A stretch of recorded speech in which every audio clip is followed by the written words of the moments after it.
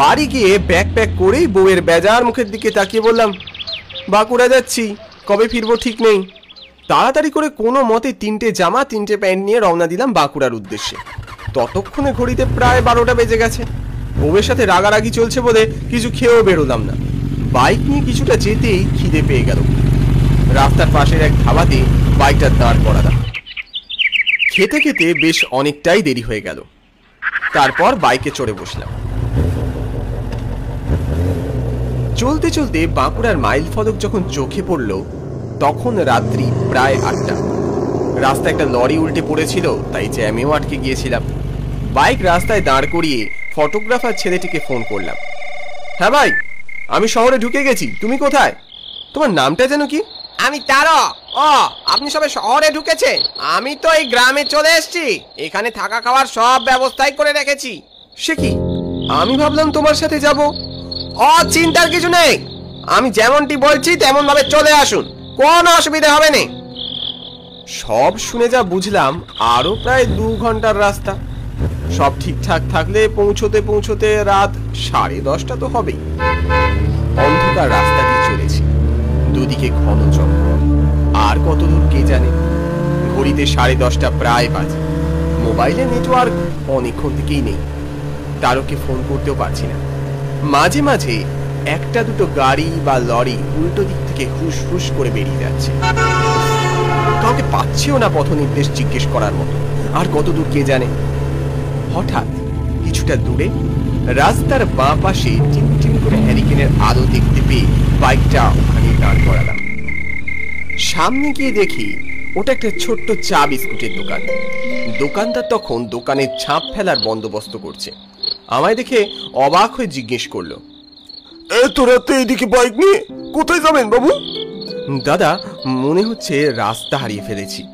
সেই গ্রামটায় যাব যেখানে ফসল নষ্ট হওয়ার ঘটনা ঘটছে। ও আচ্ছা আচ্ছা, সেদিকে যাওয়ার রাস্তা তো অনেক আগেই ফেলে এসছে। এখানে আসার সময় ওই আধা ঘন্টা আগে একটা মোড় পড়েছিল না, ওই সেখান দিয়ে যেতে হতো আপনারে। আপনি অনেক দূর চলে এসেছেন। আমার তো মাথায় বাজ ভেঙে পড়ার দশা। বললাম, এই রে, কি হবে এবার? সোজা পথে যেতে গেলে বাবু আপনাকে ওই পিছন দিয়ে যেতে হবে। তাতে বাবু প্রায় আপনার ঘন্টা খানেক তো বেশি লাগবে। তবে একটা শর্টকাট আছে বাবু, এ পথে আধ ঘন্টারও কম লাগবে পৌঁছতে। খুব খুশি হলাম শুনে। কোন রাস্তা তাড়াতাড়ি বলুন, আমার যত শীঘ্র সম্ভব পৌঁছতে হবে সেখানে। এই তো এই দিক দিয়ে জঙ্গলের মধ্যে দিয়ে ঢুকে যান, দেখবেন একটা পায়ে হাঁটা পথ গেছে। সোজা যেতে যেতে একটা নদী পাবেন, সেই নদীর পাশ দিয়ে ডাইনে একটু গেলেই সেই গ্রাম। লোকটাকে ধন্যবাদ জানিয়েই বাইক ঢুকিয়ে দিলাম জঙ্গলের মধ্যে। অমাবস্যার রাত, ঘুটঘুটে অন্ধকার। জঙ্গলের মধ্যে ঝিঝির ডাক অনবরত চলছে। হঠাৎ হঠাৎ মাথার উপরে কি যেন এপাশ থেকে ওপাশে লাফিয়ে যাচ্ছে। বেশ ভয় হতে লাগলো এবার। রাস্তা মনে হচ্ছে আবার হারিয়ে ফেলেছি। কোন দিকে যেতে হবে কিছুই বুঝতে পারছি না। পাগলের মতো বাইক চালিয়ে যাচ্ছি শুধু। নদীরও কোনো দেখা নেই। হঠাৎ চোখে পড়ল খানিক দূরে কোথাও আগুন জ্বলছে। তার মানে মানুষ আছে ওখানে। এই তো, ওদেরকে বলেই গ্রামে যেতে পারবো। তিলদণ্ড দেরি না করে গাছপালার ফাঁক দিয়ে ছোটালাম বাইক সেই দিকে। আলোর কাছাকাছি পৌঁছে একটু দূরে গাছের আড়ালে দাঁড়িয়ে দেখলাম একদল লোক এদিক ওদিক ছড়িয়ে ছিটিয়ে বসে আছে। তাদের গায়ে কিচ্ছু নেই। হাঁটুর উপর ধুতি, কপালে সিঁদুরের তিলক, মাথায় গামছা বাঁধা, আর সারা গায়ে চকচকে করে তেল মাখা। চোখগুলো রক্ত জবার মতো টকটকে লাল, গোফগুলো পুরুষ্ঠ ও পাকানো। এক ভাঙাচোরা মন্দির প্রাঙ্গণ আসলে ওটা। মন্দিরটা বোধহয় কম করে তাও 300-400 বছরের পুরনো তো হবেই। ভাঙা দেওয়াল থেকে একটা অশ্বত্থ গাছ বেরিয়ে নিজের ছুরি নামিয়ে দিয়েছে। ওদের কাছে যাব কি? ওদের দেখেই তো ভয়ে প্রাণ পাখি খাঁচা ছেড়ে পালাবার উপক্রম হলো। মনে হচ্ছিল কোনো ভয়ঙ্কর ডাকাত দল হতে পারে, ঠিক যেমনটা আমরা টিভি বা সিনেমায় দেখে থাকি। তবে এই ডাকাত এই কালের বলে মনে হলো না। গাছের আড়ালে দাঁড়িয়ে ওদের দিকে লক্ষ্য রাখলাম। ওরা কি সব আলোচনা করছে। একজনের হাতে চকচকে কাটার, হঠাৎই পিছন থেকে রে রে করে দুজন হাতে মশাল নিয়ে তেড়ে এলো আমার দিকে।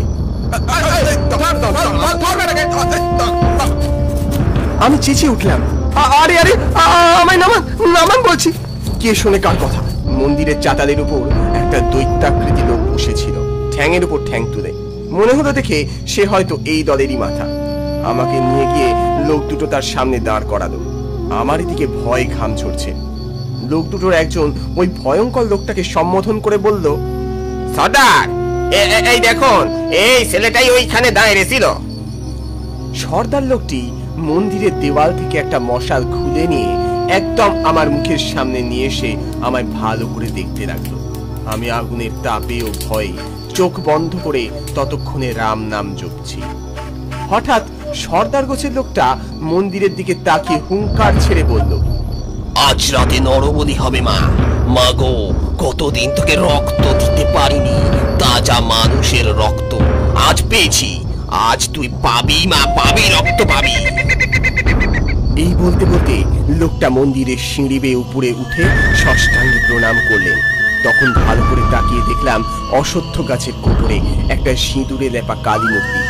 লোকটা প্রণাম সেরেই লাফ দিয়ে উঠে দাঁড়ালো, হাত দিয়ে বলল, ব্যাংলা, তুই আগে এই লোকটার সাহেবী জামা কাপড় ছাড়িয়ে ধুতি পরিয়ে দে।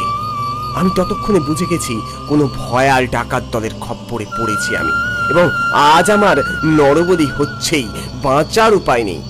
ততক্ষণে আমাকে ওই প্যাংলা বলে ডাকাতটি এবং সাথে আরো একটি ডাকাত নিয়ে গেল জামা কাপড় ছাড়াতে। জামা কাপড় ছাড়িয়ে ধপধপে সাদা একটা ধুতি পরিয়ে নিয়ে এলো আবার মন্দির চাতালে। ভাবলাম এই মুহূর্তে কি হচ্ছে দেখা ছাড়া আমার আর কোনো উপায় নেই। সর্দার তার হাতের মুঠোয় এক খাবলা তেল সিঁদুর গোলা নিয়ে এসে আমার কপালে লেপে দিল। এবার শেষ সময় আসন্ন বুঝে আমি কাঁদতে কাঁদতে বলতে লাগলাম, আমায় ছেড়ে দাও ভাই, আমার দাদা, আমায় ছেড়ে দাও। সর্দার খুব মিষ্টি করে বলল, আহা, কাঁদছিস কেন রে পাগল? তোকে তো স্বয়ং মা চেয়েছে। এই বলে আমার ঘাড়টা হাড়ি কাঠে চেপে ধরলো অন্য এক ডাকাত।